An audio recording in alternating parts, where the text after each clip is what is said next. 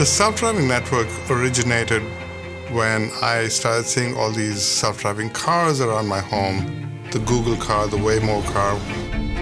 I was thinking, wow, this is really cool. Let me research this and see how they started, how did they develop it, how did they come to this prototype.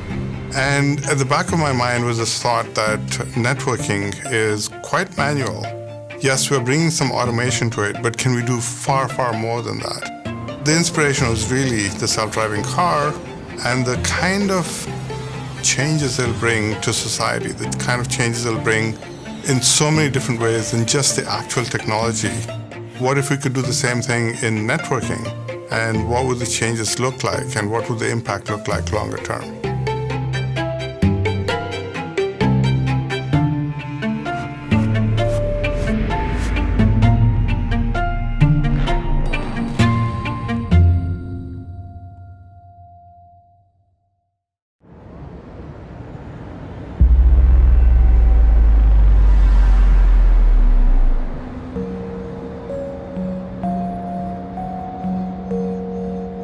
The self-driving network is a network that completely runs itself, and it starts with discovering all the component parts, then configuring them to work with each other and connect up in the right way.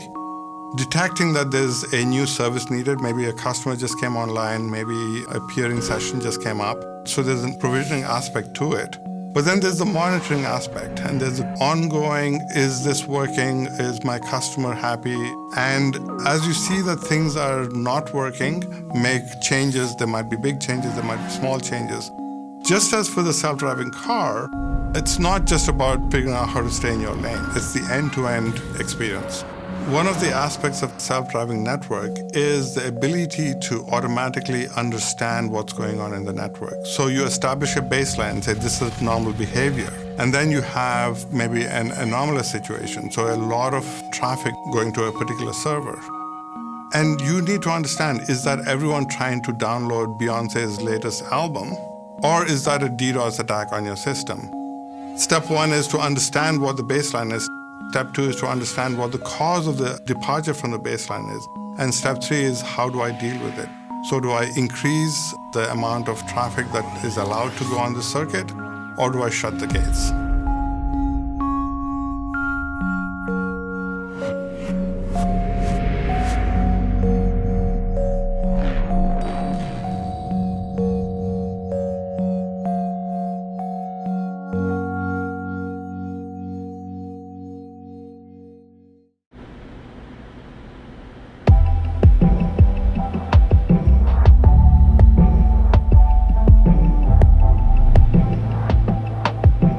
If you ask me why we would like a self-driving network, I would say that there's several imperatives. There's the economic imperative, that everyone says networking is very, very expensive.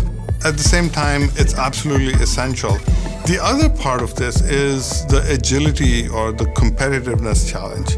How do I run my network, but I'm able to bring up new services or do new things with the network in a much quicker way than today, so that I can be relevant, so that I can be competitive?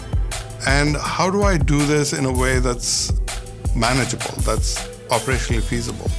And the last thing is the security imperative. If somebody is attacking my network, I want to find out very quickly. I want to be able to analyze this, figure out how to defend it, mitigate it, and know that I've actually defended it successfully.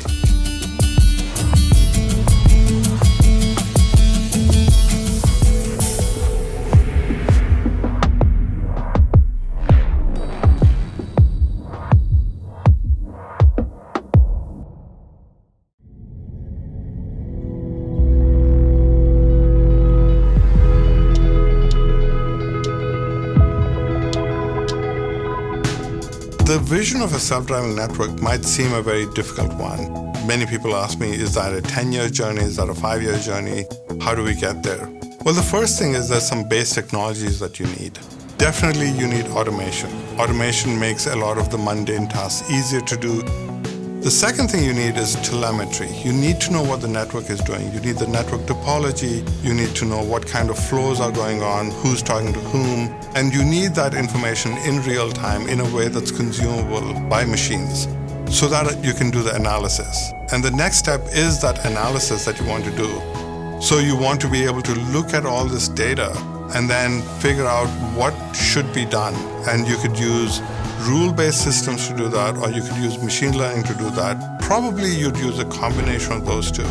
And that will get you to an action that you need to take. You take that action, again, going back to the automation, you can push that action out to many, many things. And if I see something anomalous going on in some part of the network, I can zoom in and say what's going on there and say, oh, it's okay, it's not bad. Or maybe I have to take some action, and then I zoom out again. And so I can have the right level of telemetry whenever I need it. An important component of self-driving networks is this notion of intent-driven networking or declarative programming, where you express what you want the network to do rather than telling every device how to do it. And it makes your job much easier. This is a journey that's going to take a while, but we have a lot of elements today.